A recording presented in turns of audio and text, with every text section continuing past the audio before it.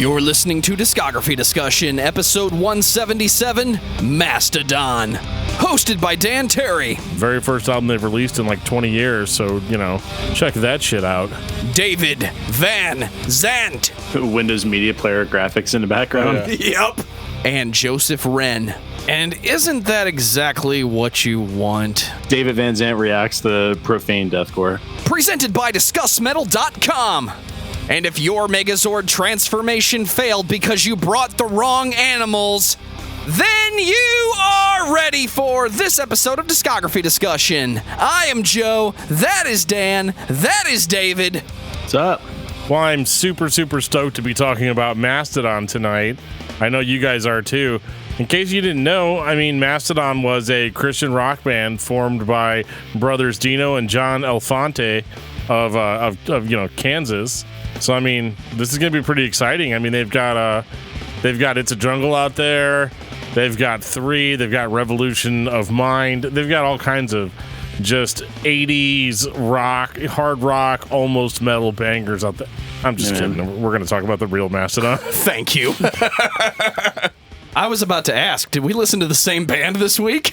Yeah, I need to prepare for this. I listened to the wrong albums this week. Well, dude, Mastodon is one of those bands. When you say the name, I immediately think, okay, so we're going to be death metal, we're going to be screaming, we're going to have odd time signatures, it's going to be dark, and it is that sometimes.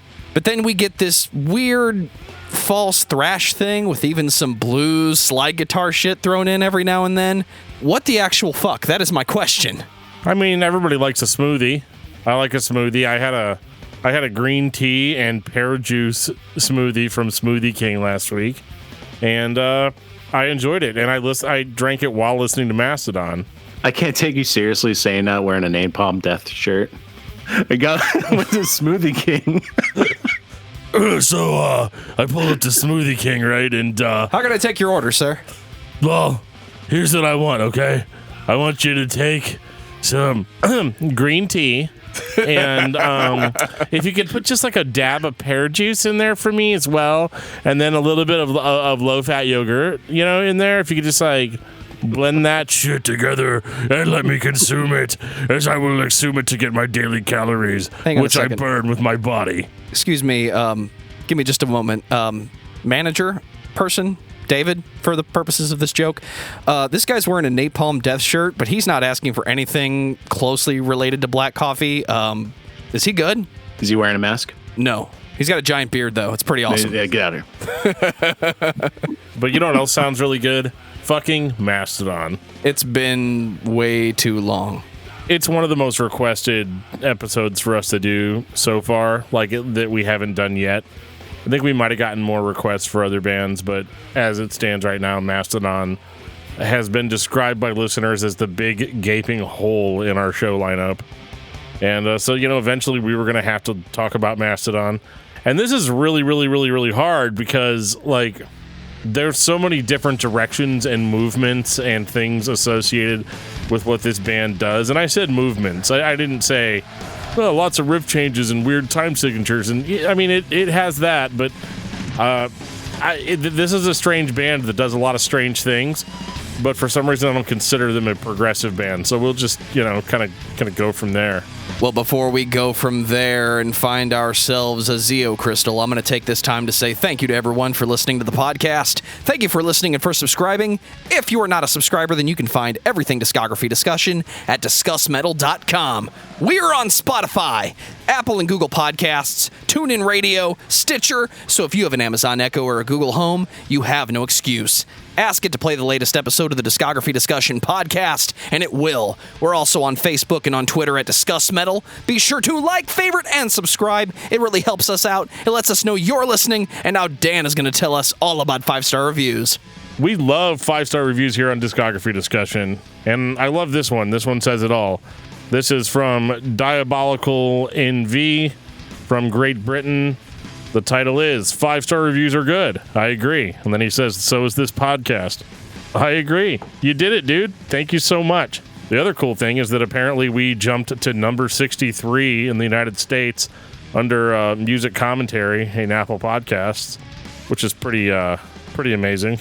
I know we were getting up there pretty high in Finland as well, so thank you to all of our Finland listeners. I think our listeners can get us just a little bit higher, somewhere in the area of top 50. Come on, let's do it. I mean, we could try it. I need everybody's help on this one. Go give us a review, 5 stars, give us the thumbs up, whatever it is on your iPhone. I'm currently rocking an Android, so I can't participate. It's a me problem, not a you problem.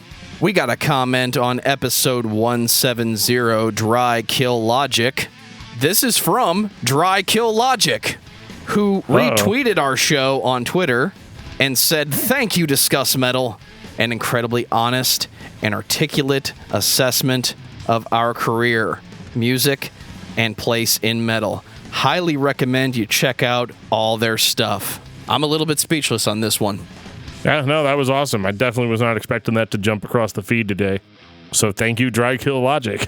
There's actually a reply from someone named Scooby-Doo Canned Doo-Doo. Hell yeah. Says, so any chance of any new music on the horizon? I agree. That's a great question.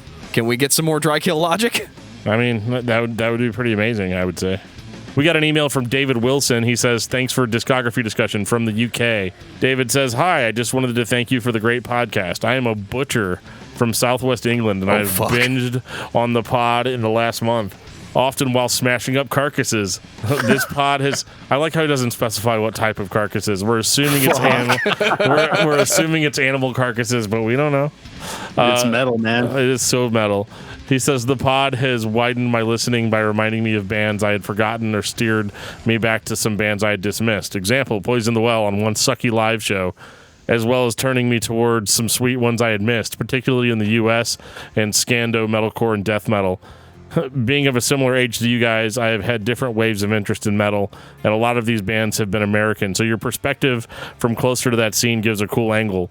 Please, could I suggest you perhaps cover the discography of Earth Crisis, Melvins, Botch, Coalesce, Keelhaul, Kylisa, Isis, Suno, or just Sun. I know I'm a noob if I say Suno. David's losing his shit over here like... Dude, this guy's my new best friend. I would love to do a Botch, Earth Crisis, and Coalesce. That'd be amazing. Just do it as one giant episode, right? Can we, please? That'd be amazing. The first ever triple threat match in the history of discussmetal.com. The next band he wants to hear us talk about is Mastodon. Well, you're in luck, my friend. Congratulations, you picked the right week to send an email. Absolutely. High on Fire and Nails, plus a couple of my favorite UK bands, Discharge, Iron Monkey, and Electric Wizard. I saw Electric Wizard at their last London show, and it was awesome. Plus, I chatted with the amazing Liz Buckingham afterwards. Thank you very much.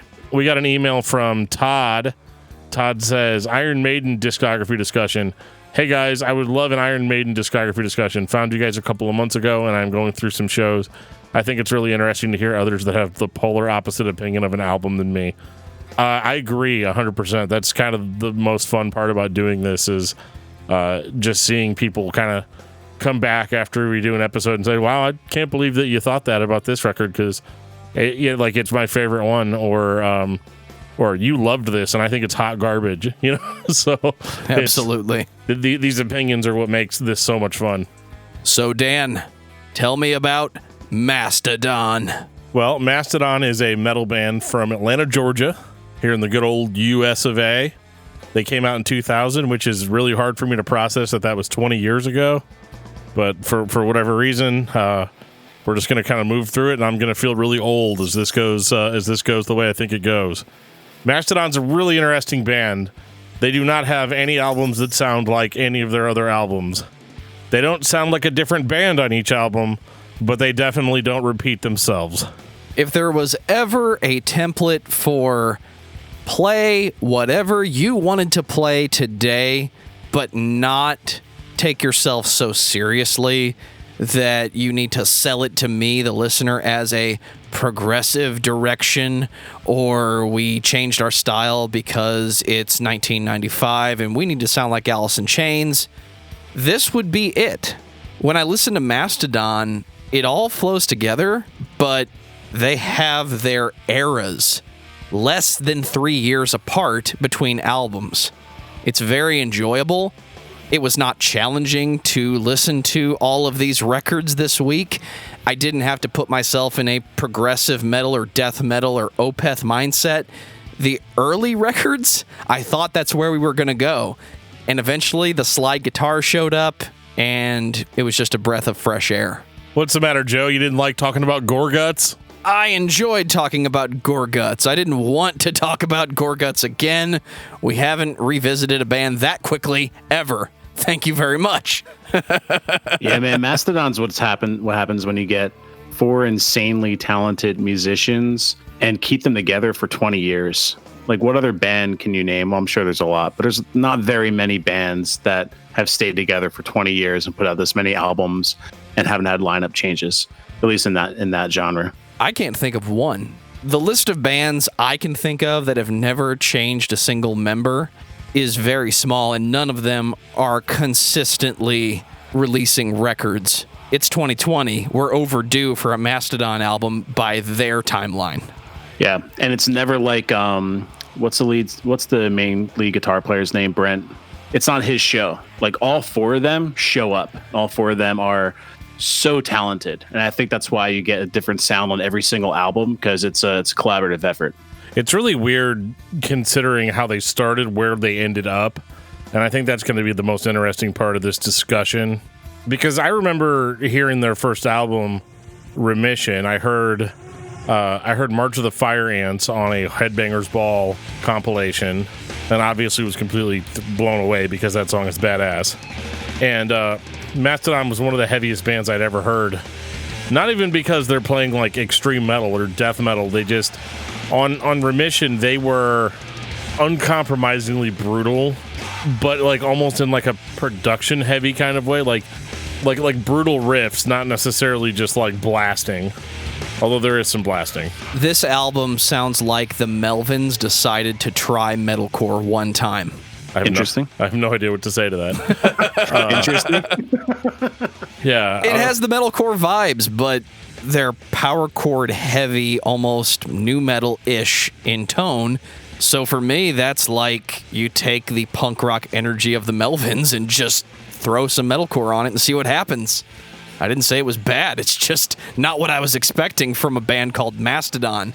Again, I'm expecting death metal, straight out of the early days of Opeth.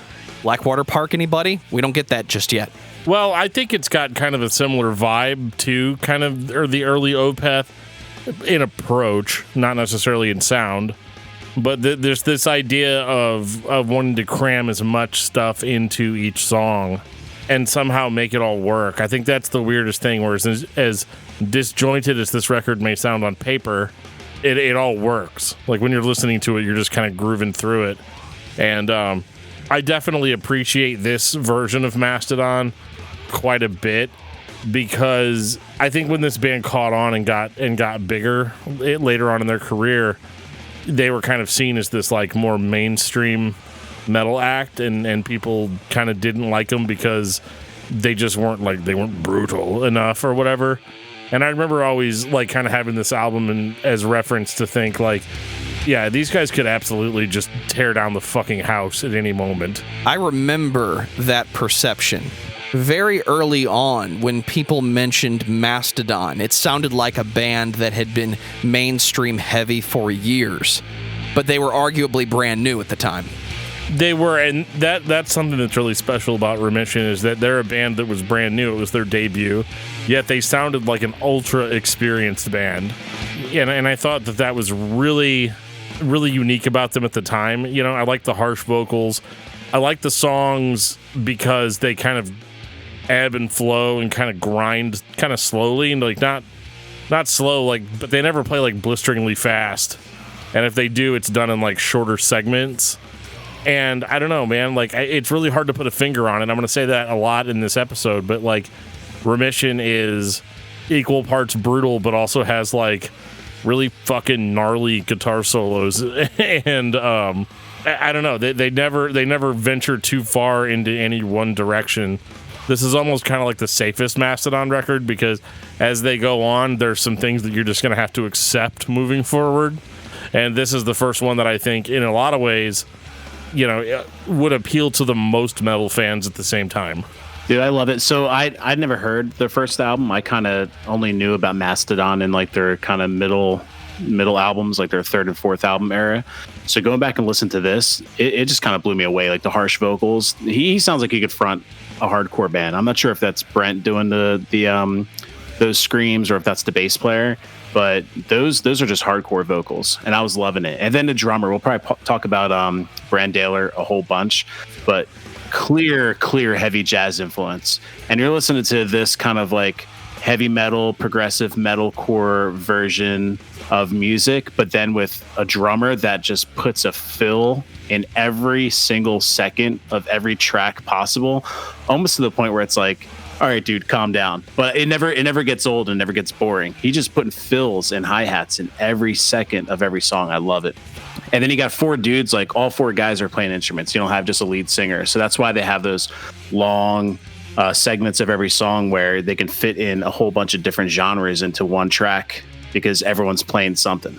Yeah, and like everybody does vocals to some degree, and I think and I find that really fun. It's just like it's almost like the Beatles in the sense of like, you know, yeah, you go ahead and sing lead on this one, and I'll do backups, and the next one I'll sing lead, and you know, like that gets really crazy as they go on. But this record's probably their most solid from a heaviness perspective, and I could see why they had the mainstream appeal if they do, because you really can't pigeonhole this into any one genre. You know, Joe said metalcore, but it's not really that. A lot of people say it's like stoner metal, but it's not really that. They get there eventually. Yeah, I mean, some people say it's hard rock, and it's definitely not that on this record. So it's such a mishmash of different styles that it's hard to make heads or tails of. But I guess the reason people listen to this show, did we like it?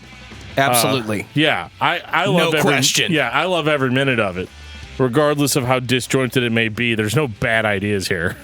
No, one of my favorite Mastodon records is the first one. I say that about almost every band, but this is me coming in with zero nostalgia at all. This is one of my favorite Mastodon records. Yeah, for me, for the longest time, it was the only Mastodon record that I had to listen to. So I got pretty attached to it. It's not my favorite, though, but it's damn close. 2004, Leviathan. You guys like Moby Dick? I love albums about Moby Dick. Oh, yeah, I've never actually read Moby Dick. It seems really boring.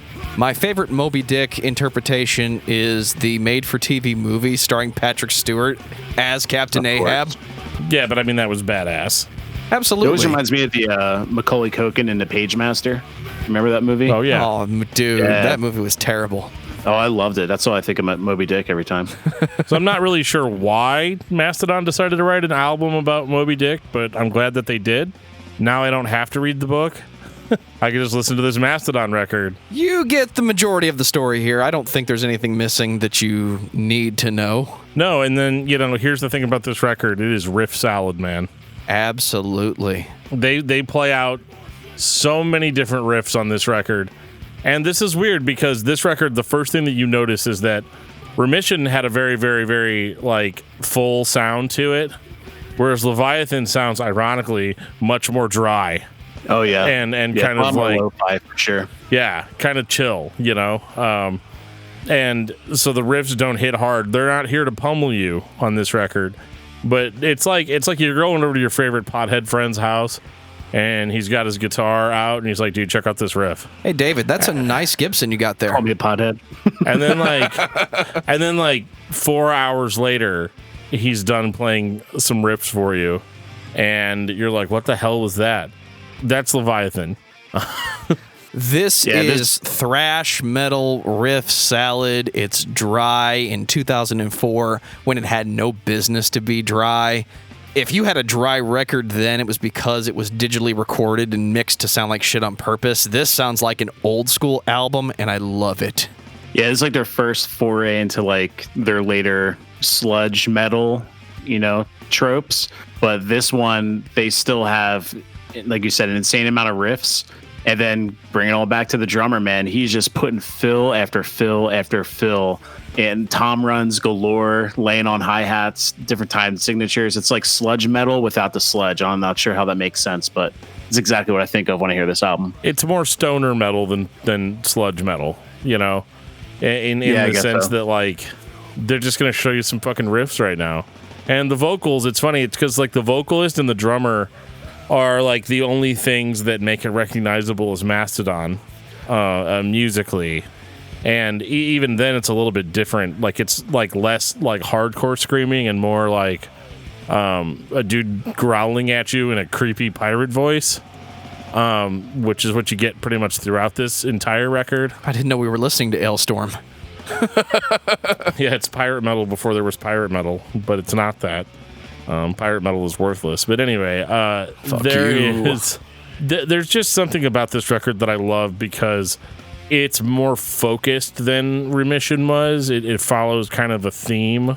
Because as much as I'm like, oh, it's riff salad. Usually when people say riff salad, they mean there's like no point to it. It's just directionless. But this is very, very, very directed. But it's still a salad. It's just like somebody took a really long fucking time to make that salad. You know, and they made sure every single ingredient in it was just right. Oh, dude, we're measuring the salt by the gram in this vinaigrette. Absolutely. You know, you're like taking the razor blade and making sure it's exactly a tablespoon. Like you're just Abso-fucking-lutely. Yeah, I mean, but this record there's really no other way to say it, and I hate dropping the M word like so quickly in the discography, but it's a masterpiece. It's the first Mastodon masterpiece because it tells an epic story. It's not an original story, but musically it's an original story, and that's what I love about it. I love that it's much more focused. It follows a common theme. There are musical flourishes that are revisited throughout the record, certain themes. This is where music starts sounding super composed. So like you're gonna listen to the first two tracks and think to yourself like, man, these guys were like seriously like laying down some like stoner riffs. But as you listen to it, you start realizing how intentional and intricate it all actually is. Is this a modern example of old school opera composition where somebody would commission the writer to take a story and create an opera of it? I mean, I don't want to get like too fancy pants about it, but like it's, I guess so. I don't know anything about opera, but I can say that this was very, very intentional. And it showed that Mastodon is interested in doing concept records without calling them concept records. This is also kind of the introduction to like some of that more like creepy melodic flourishes that they do. You know, like they're very like Mastodon. When I think of Mastodon, all I think about is like a ding ding ding ding ding ding ding ding ding, like that almost sitar sounding.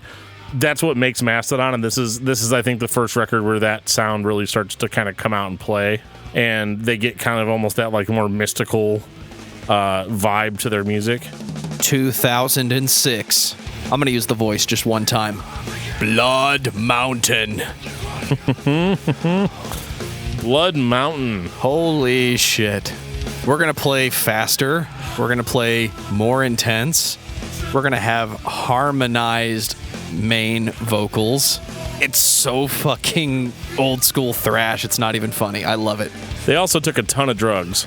I don't know if they did or not, but it sure sounds like it. Oh shit. Has to be. What I thought was really funny about the lyrical theme on this record was that Troy Sanders said in an interview, yeah, it's about climbing up a mountain and the different things that can happen to you when you're stranded on a mountain in the woods and you're lost and you're starving, hallucinating, running into strange creatures. Wait, what was that last one? What the shit? You're being hunted. It's all about that whole struggle. And like it's about a guy searching for a crystal skull that's on the top of Blood Mountain. So like, I mean, I'm not saying drugs, but that's drugs, right? There's something in there, man. That's drugs or a really weird dream. Either way, the concept is very strange, and yeah, it sounds like something I've heard before. It sounds like something I've heard described in most acid trips. Well, This is their first album where they start getting like a little bit more progressive, and I see where the progressive tag gets thrown on them. Just because the only album you've ever heard of from Mastodon is Blood Mountain. You could definitely get that from it. Yeah, and I think this was Mastodon's first pretentious record too. This is where I feel like they kind of bought into all their hype, and they're like, okay, this next one needs to be a total masterpiece. Congratulations, you have succeeded. Do you think they delivered? Because I don't know. I think if pretentious is always a bad thing, but if you have confidence going into it and you put out an album like Blood Mountain, which is my favorite Mastodon album, then you delivered. He's pondering. I think that Blood Mountain is absolutely awesome. It's not my favorite record, and I do think that the pretentious tag still stands. And that's only because, like, a lot of the records that I love are pretentious as hell, you know? And so for me, it's not a bad thing, but I can definitely see, it's kind of like with Between the Buried and Me when they put out Colors and then they put out The Great Misdirect. You know, they put out Colors and was like, whoa, what the hell was that? You know, and now it's like, no, now we got to do it again. I think that they had reached kind of a really cool spot with Leviathan, and I think that there was some pressure in that, okay, we have to release another epic, you know, sweeping type of thing. But what they do differently here is instead of just following, you know, a book for their inspiration, they come up with a completely new concept, which is just like bananas. I mean, just a totally messed up, creepy concept. But they follow it and they give it just as much of the treatment as they gave Moby Dick, you know. And I think that worked in their favor. A lot more psychedelic elements thrown into this record. It's super weird and super creepy in places, and I think it conveys the storyline pretty well. Yeah, I think this is the last album where we get a lot of the, like Joe was saying, old school thrash from. But then the first album that we get more of like the stoner sludge, some progressiveness that we see in the later albums of Mastodon. So it's kind of like a turning point where they hit their stride. And it's also like the third album where we saw a huge shift in vocals. Where the first one was just like those hardcore screams. The second one is more like the growl, more hard rock version from Brent. And then in Blood Mountain, they just kind of do like a little bit of everything. He screams, he does his growl, he does clean singing, he does crazy tremolo effects on certain tracks. He has a couple tracks where he does a lot more in later albums, but he kind of taps into some Ozzy Osbourne with like his little like pinched falsetto that he hits. I'm not sure. I mean, it could be Brent, it could be the bass player, it could be the drummer. But someone is doing that, and you see that a lot in later albums, and it's the first time we see it. So I kind of look at this as like the Blood Mountain where they get to the top and then kind of crescendos into something else for the rest of the last four albums of their career. They very clearly have influences in all types of metal, but nothing sounds blatantly like a ripoff. Today I was listening to King Diamond, so I did this vocal on this track. It legitimately sounds like influence, and they're executing it in a fluent way. It makes sense, even though it can be insane at times. What they're doing works on every riff, on every song. It really does, and it's really hard not to just say, like, yep, this is the best one. Because it is now, this is such a transitional record for them, because everything that you like about Mastodon is on this record. As they go forward, they're going to lose a little bit of that aggressive edge, you know. But there's a lot of people out there that didn't like the first two albums because they were too vocally heavy, or whatever. So you're getting more of kind of like an acid rock vocal approach here. Totally. And it's awesome. Like, it's cool. It's very stoner. It's very 70s. Totally. And yeah, I love it, man. Like, it's definitely the kind of, like, I mean, it's in a certain sense, it's kind of trailer park music, you know, a little bit. Like, it sounds like land a trailer park. Yeah, like it sounds like, you know, homies like sitting there, you know, outside of a bonfire, sitting right outside of his trailer, surrounded by God's creation. You know, but he's just singing some songs to himself, you know, and there's some glowing green eyes coming from the woods, you know, like it's like that sort of vibe. Right. Shut up, dude. Don't blow my cover. Right. It's Joe in night vision goggles every time. But Goggles? Yeah, goggles. You heard me right. Damn it. But yeah, so this was their big transition record, and yeah, so it's fantastic, and it is kind of like an end of an era for them. I think that's what I was getting at, where like you have all the super heavy hardcore elements from, not hardcore, but super like heavy brutal elements from their first two albums, and then moving into their later sound is kind of like the peak of that pyramid that you see. Absolutely. It kind of like I hate to compare them to Led Zeppelin, but like Led Zeppelin is always one of those bands that always sounded different, but always sounded like Led Zeppelin. Like you always knew it was Jimmy Page, Robert Plant, you know.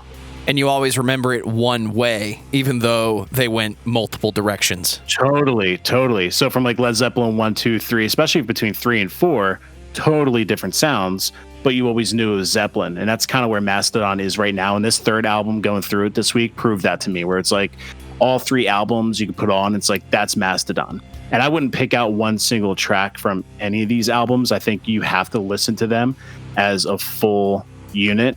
I wouldn't want to pull out like any track and listen to it single. I would want to listen to it in its full entirety. And that's what makes this band great, I think. Yeah, I agree. Like, because normally I listen to these albums when I'm at work throughout the week. Really couldn't do that with Mastodon. I felt like I needed to pay attention, like just to make sure I wasn't missing anything. And I'm really glad that I did that, because I got kind of a greater sense of what the vibe was. Yeah, because like when you're at work, you know, maybe you've only got one earbud in or whatever. It doesn't make for a good listening experience. Yeah, your attention's not there. Yeah, it might be fine for like insert deathcore band, 33 here. But for something like Mastodon, you really have to pay attention, because it is artful and it's very masterful, and you can miss that if you're not paying attention. Totally. 2009, Crack the Sky. Is this your favorite album, Dan? This is the best Mastodon album. Not my favorite. No, it is my favorite. Not just my favorite, but I think the best overall. And I say that because, we talked about Blood Mountain being, kind of their transition album, out of being a super heavy band, more kind of into what they are now. Right, because it's Blood Mountain. But Crack the Sky is equal parts metal, classic rock, hard rock, and it's mystical and creepy and deals with extremely dark themes, which I will try to sum up the best that I can about what the story of this album is. This is King Diamond levels of dark concepts. I was thinking King Crimson, but that's just me. It's just sad. It just made me the where the album came from, the inspiration for it, the title track. It's just a great album, but man, what a bummer. David got done listening to this record and said, I don't like how this record made me feel. I didn't, dude. And so shout out to my boy Russell in the Face Down group. He was really like, when he found out we were doing this episode, he was like, let me know when you get to Crack the Sky. And I texted him afterwards. I was like, dude, I just finished listening to it. He's like, what'd you think? I was like, man, it just hurt. And he goes, exactly. It makes you feel so much. And then he gave this long, drawn out explanation of why it's his favorite Mastodon album. And it made me appreciate it so much more. But still, dude, like heavy. You should have him right into the show so we can read that on the next episode. Yeah, I'd love I will read that detailed explanation.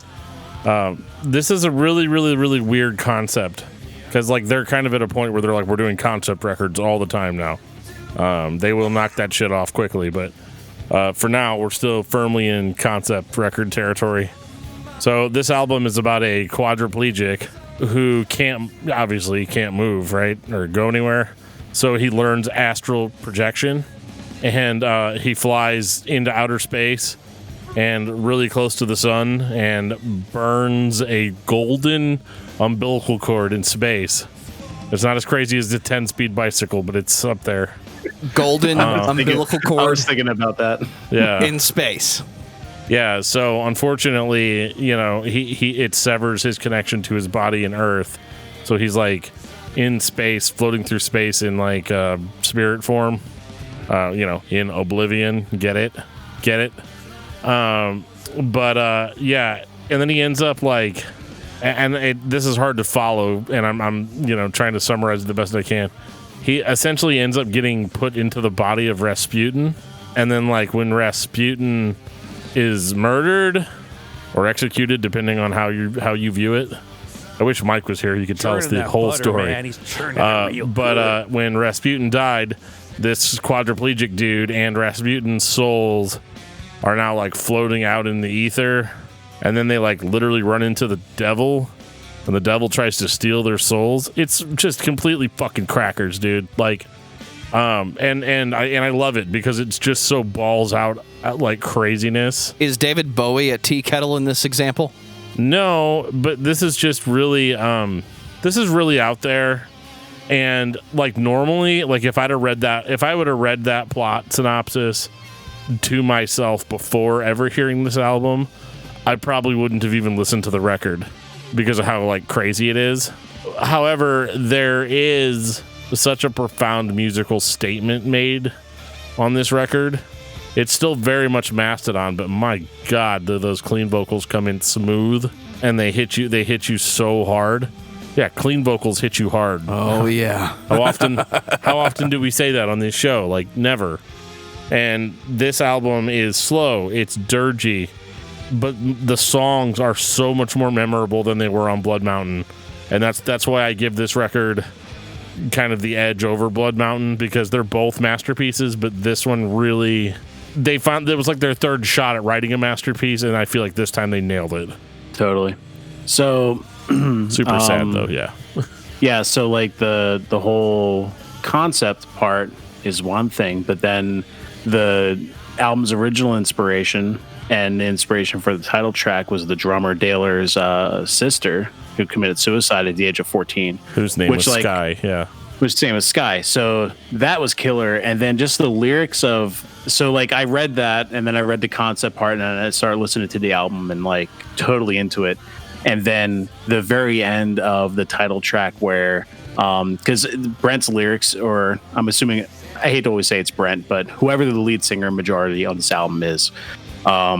you can hear his vocals so much more, and you can pick out the lyrics so much more on this album than the previous three. So the last stanza of the title track, please tell Lucifer he can't have this one. Her spirit's too strong. It's written all over your face. I can see the pain. You can make it all go away. Like that, dedicated to his sister, man, that's what just like cut me with the biggest knife possible. But like you said, it's a fucking masterpiece. Like, this album is perfect. I wonder what came first.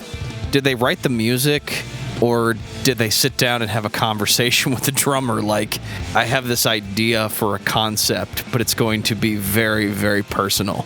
From what I've read in different interviews, it's kind of the latter. So when I was reading different interviews between mostly the bass player, seems to be the most vocal part of the band, to the press, that whenever they get in to write the music, Brent's always in his studio writing all the guitar riffs. But then when it comes down to the concept, they just all kind of get together of like, what's been happening, you know, another trip around the sun, like what's been happening this past year, and you get to the final album, or the last album that they have, and the concept with that, with cancer and all that. So it seems like it's the latter of, let's write the music, but let's figure out what's been going on in our lives and how we can put that into this. But anyway, back to music. Yeah, it's funny. So interesting side note, the very first time I ever listened to Crack the Sky, I was doing a college paper about Xerxes and his invasion of Greece. So I have a totally different visual image of everything going on with this record, because all I'm thinking about is like an army invading ancient Greece. Like, and it's really weird. Yeah, I feel like I could sing. I feel like I could sync up like 300 up to this album. Yeah, that's what I was picturing. Yep. I like the track "The Czar," Usurper, Escape, Martyr, Spiral. That and I was texting that dude Russell about it. That reminds me of like if Ozzy Osbourne was fronting Pink Floyd during the Dark Side of the Moon era. Yeah. Like the vocals and the music in the background are just so freaking epic. That's the best description I can give that to. And notably, the first album that Mastodon put out without a shout out to the Elephant Man, because the first three had that, had an Elephant Man instrumental track for the Elephant Man. Yeah. Do we know why they did that? Is there any significance to? I'm not allowed Mastodon? to discuss the Elephant Man. I get in trouble. Yeah, I found the Elephant Man to be a very depressing movie, and so I don't like to talk about it. But yeah, this is. And no, I don't know the significance of it, but they were always bitchin' instrumentals. Yeah, Crack the Sky is just what I love about a record like this too is it's like equal parts kind of progressive and up its own ass, but not bad. But it's not super long either. Like I love that about the record, that it still clocks in at less than an hour. With less tracks though. It's the first time that they have like tracks that are longer than 6 minutes. Yeah. Yeah, so because you got the Tsar, which is like 10 minutes, and then the Last Baron is 13 minutes. Mm-hmm. So I mean, they're definitely going into Opeth territory with some of these more epic songs. But yeah, this is kind of in a lot of ways and this is going to probably piss a bunch of people off, and I apologize. This is kind of the last great Mastodon record, in the traditional sense of Mastodon, where, you know, going in, you know, it's going to be a big concept. You know that it's going to tell a story. You know that it's going to have musical, you know, theme and all of that, and the records take forever to kind of write. And so I kind of understand why Mastodon decided to not go in that direction with the next record. 2011, The Hunter. And we are straight back to the trailer park with this one. Abso-fucking-lutely, dude. It's not really a trailer park. It's like a camper. Stoner metal. This is stoner metal at its peak. This is a camper somewhere. This is a fucking great record. Like, and I said the Crack the Sky was the last great Mastodon record, but I did throw in a little caveat of in the traditional sense.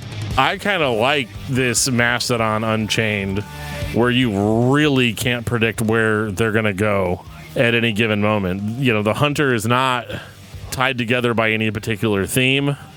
It's not tied together by a concept. You're just getting a collection of whatever cool shit Mastodon came up with that day. And isn't that exactly what you want when you're listening to Mastodon? Yeah, I mean, this is one of the weirdest fucking records I've ever heard in my life. Just because of the weird combinations of psychedelia and like weird hard rock vocalizations. Like I cannot make heads or tails of it, to be honest. And I like that about it. Like, we're so far beyond like it being a metal band. Like, there's elements there, but like it's just gotten, I don't know, man. It's just such a weird freak out of a record. Yeah, and they got a lot of like melodic guitar pieces to it. Like the opening riff for Octopus Has No Friends is like one of the most melodic parts of any Mastodon song on their entire discography, and even like the chorus, his melodies, totally out of left field for Mastodon, but it still fits. Yeah, and they were at like the height of their popularity here too. So this record makes sense in a certain way. It's not a sellout record, but it definitely has more like singles material. Yeah. Because each song is kind of its own self-contained thing, which I know sounds like super basic, but it's really different for this band. It's almost like a Between the Buried and Me situation where we did the concept so well, maybe we shouldn't do that again. Between the Buried and Me tried to do that again. Mastodon just backed off a little bit and put out some songs. Maybe Crack the Sky was just too painful or too intense because they had to play it live for at least 2 years.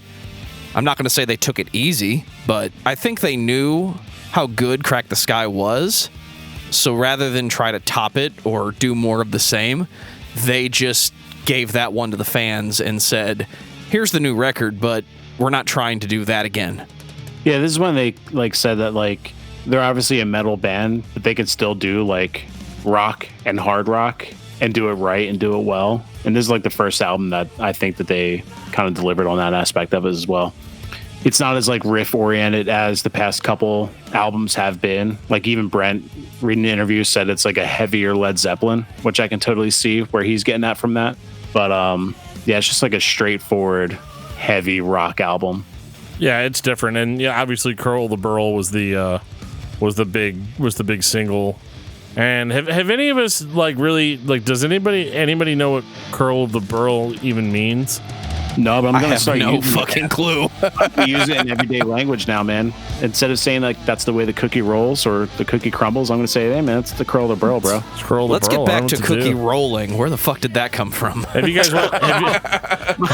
My buddy Andy, man, I used to work with this kid named Andy, and he would say that's where the rock crumbles and that's the way the cookie rolls, and that's I've been using that saying my whole life. Sorry. Here I thought we were gonna go the Weird Al direction, starring Cookie Monster. Well, speaking of weird, did you guys watch the video for Curl the Burl? No, I stayed away from all the music videos. What's up? Oh my god! You have to watch this fucking video. So like this dude is in the middle of the woods in a camper, and he is chopping down trees. Well, he chops down a fucking tree, a really creepy, fucked up looking tree, and it has like a warning sign, like "Do not cut down." He cuts down the tree, and then he like sniffs a bunch. Like he like grinds a piece of the wood or bark into powder and then snorts it. And then he grows like an extra set of arms, and it gets crazy. Like, and he just starts like snorting more and more and more and more and more of it until he turns into a fucking tree. And then and then he gets set on fire by a group of people. It's so drugs confirmed. Drugs are not good for you, kids. You will turn into a fucking tree and get set on fire. So let's I want to talk real quick about just Mastodon's cultural influence up to this point. So by the time this album came out, they were on like 2 or 3 soundtracks to Tony Hawk Pro Skater, which if you're on a soundtrack of Tony Hawk Pro Skater, you're just cemented in music history because those soundtracks are some of the best in the world. Yeah. They pretty much scored the entire movie for Jonah Hex. And Jonah Hex is a great movie. It didn't do too well, but I would say it was a great movie. Just before the comic book movies started to get really good. Exactly. That Jonah Hex is a character that...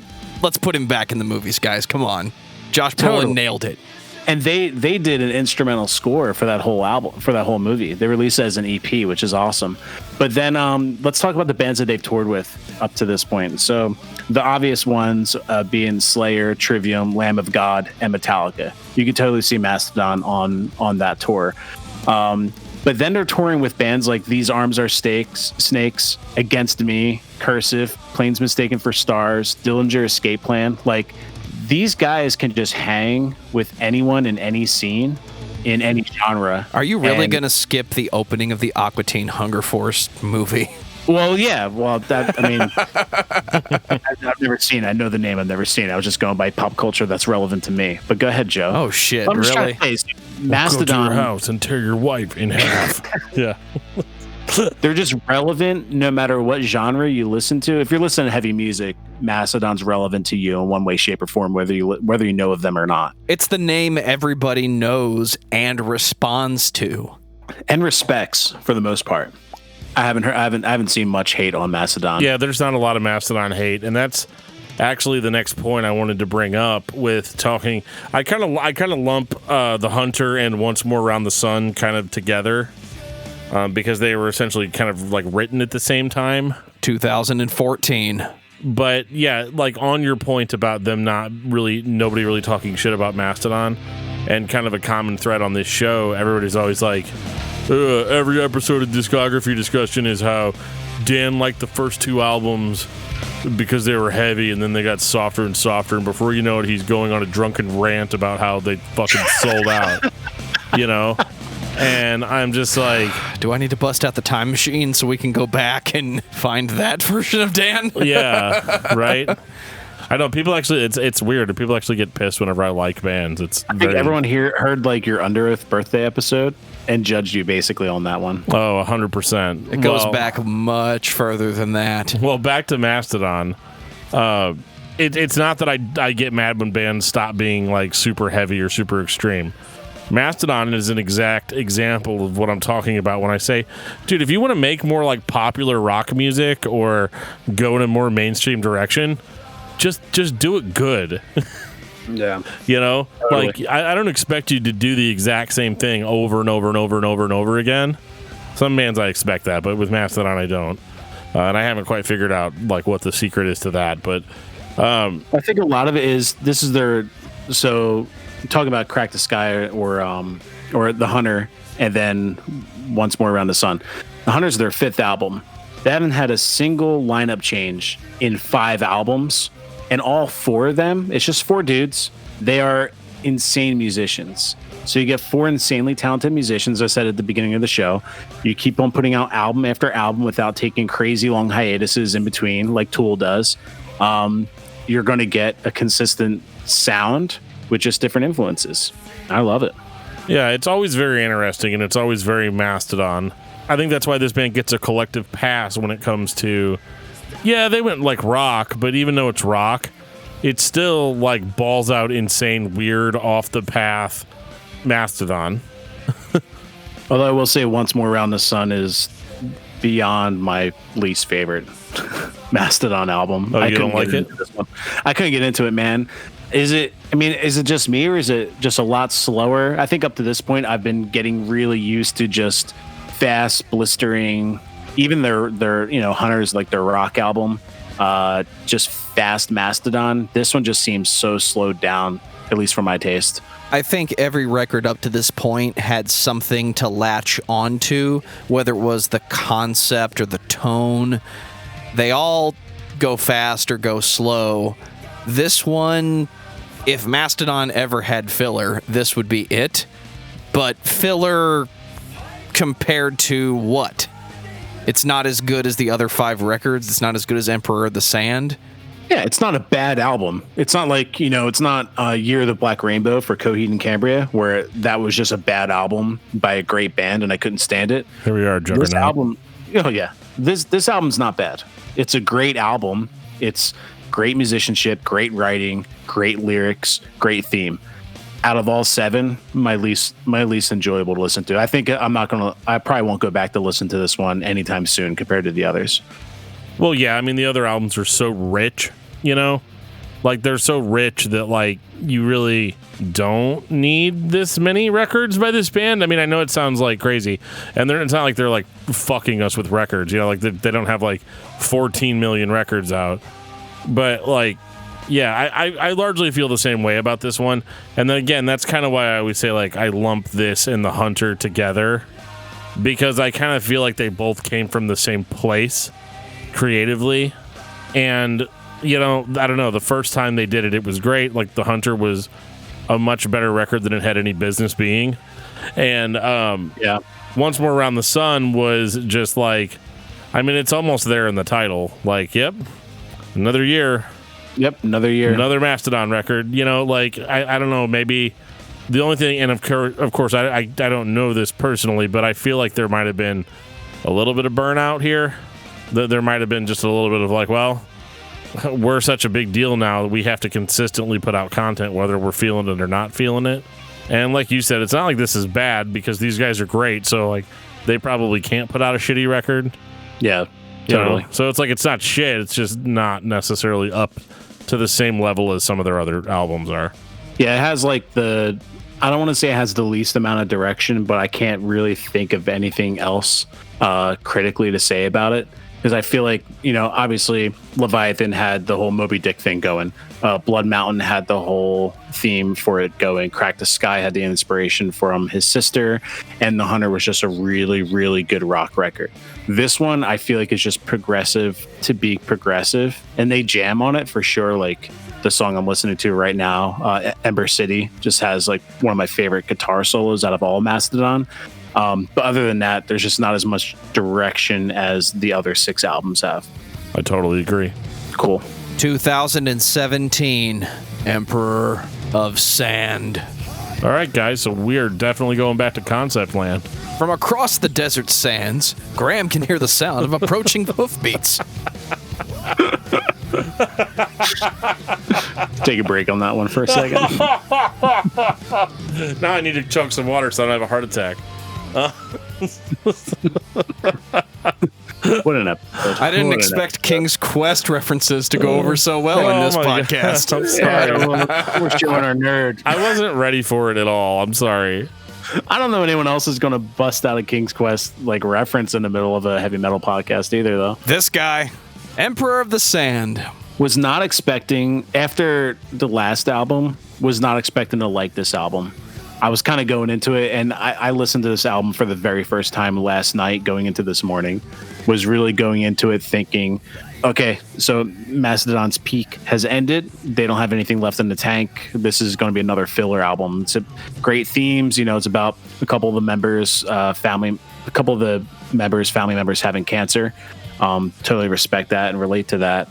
But musically wasn't going to be into it. This album's great. It's faster. It's more melodic. It's heavier at times. It's everything I was missing from the last one. It's like Crack the Sky too, in a lot of ways. Totally. Great way to explain it. Totally. Yeah, like it's very much in the same vein. And again, I feel like I've been saying this in the last few albums, or not few albums, but few episodes.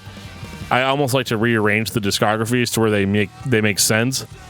And this album feels like it should have come out before the last two and come out right after Crack the Sky, because it almost picks up right where that album left off.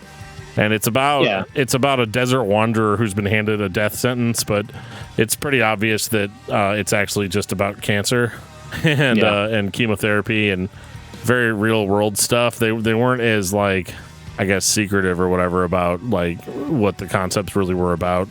And that is one thing that I really like about Mastodon, is that they could do a concept record and it can be just that for you, but you don't have to look too hard to find the real life inspiration behind a lot of it. Yeah.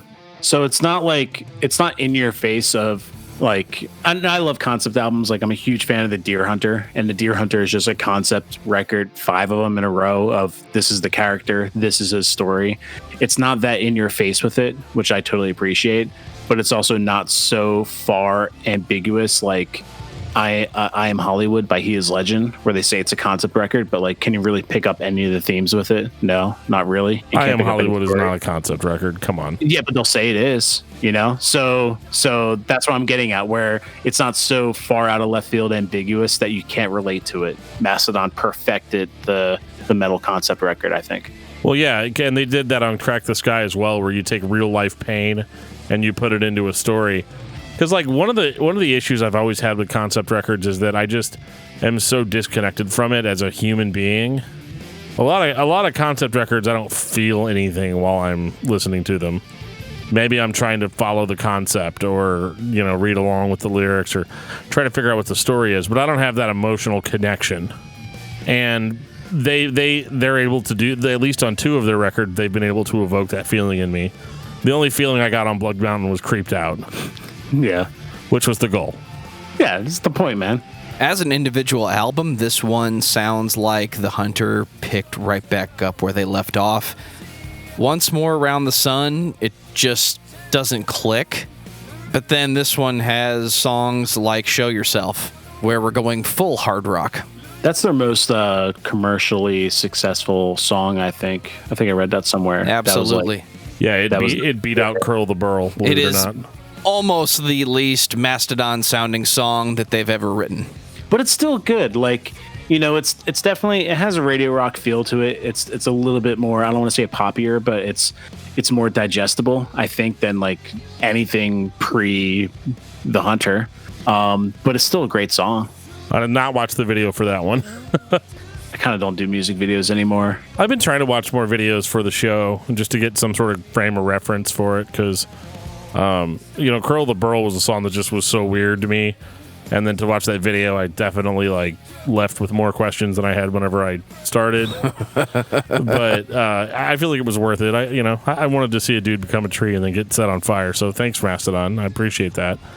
Yeah, I think this record is a great kind of comeback for a band that never really faded out. You know, we talk about comeback records, you know, being more for bands that maybe fucked up, you know, and released something like really bad. Mastodon's never done that, but this is kind of like they took a break with those 2 albums, and now they're kind of like returning to it. Final thoughts on Mastodon. I'm a fan now, and I wasn't, it's not that I hated Mastodon, but I didn't know enough about them. So going through the discography the past week, man, especially their first 3 albums and Crack the Sky, their first 4 albums, I'm a huge fan now. I was actually looking at the some of the options for Blood Mountain and their first track on vinyl. So I think I might pick one of those up. But yeah, huge fan. Digging it. Dan, what about you? I think Mastodon is a national treasure. They really are. Like, they're that cool band that can hang with anybody. They can play any kind of show. Like, you could book them on any tour. And, like, oh, it's a brutal death metal tour? Cool. We got a whole album full of shit like that. You guys want, like, a psychedelic rock tour? We got, like, multiple albums full of that. Like, they can play any kind of show. They can play a mainstream rock show. They go on tour with fucking Nickelback for all I care. Like, it'd be fine. And that's kind of what I'm getting at. This band is just incredible. And there's really not a whole lot that you're going to be able to, like, pick apart or say is bad. Trust me, I tried. Gave it my best shot, but I just came away impressed throughout most of it. So if you haven't jumped on the Mastodon bandwagon yet, I mean, I don't know, man. You've had 20 years, so you might want to get on that. It's all good. Listen to Mastodon in any form, everywhere that you can. If you're trying to think of the next thing to listen to and it's not Mastodon, you're probably thinking about it too hard.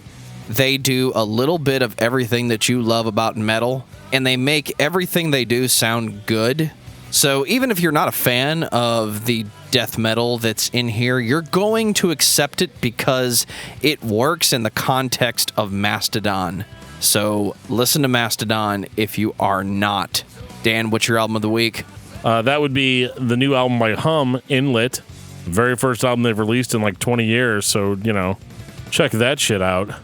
David, what about you? I'm going to say Remission by Mastodon, because every time I finished a Mastodon album that I haven't heard yet, I went back and listened to their first album. Their first album's amazing. So good. For me, it's Judas Priest, Firepower.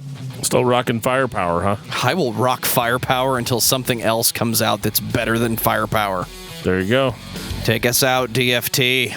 If you've ever been listening to this podcast and wanted to interact with us in some way, maybe give us a band suggestion, tell us which episodes you liked, tell us which episodes you hated, tell us which episodes we were right on, and tell us which ones we were dead wrong on. You can communicate with us in a variety of ways, including Facebook.com/discography discussion. We are on Twitter @discussmetal. We are on Discord. We have a link in the show notes that'll take you to our Discord server. You can send us an old-fashioned email at danandjoeshow@gmail.com. And we're all over that stuff, man. We'll chat, we'll talk, as long as it's not like the middle of the night or like a creepy message. So. And on that note, this has been episode 177 of Discography Discussion. Thank you for listening. You can like us on Facebook and follow us on Twitter @discussmetal. Subscribe to our podcast everywhere you listen to podcasts, including Google Play, Apple Podcasts, and Stitcher. Visit discussmetal.com for all things discography discussion, and please send questions and comments to danandjoeshow@gmail.com. If you are not a patron, you can become one at patreon.com/discussmetal. We have some sweet perks. Hey, Joe, can I have some money? $1 a month gets you into that exclusive album review feed. The only chance is not to waste your life. Have hope and have no fear. The truth walks by your side. I'm sure these clues as you found. Right.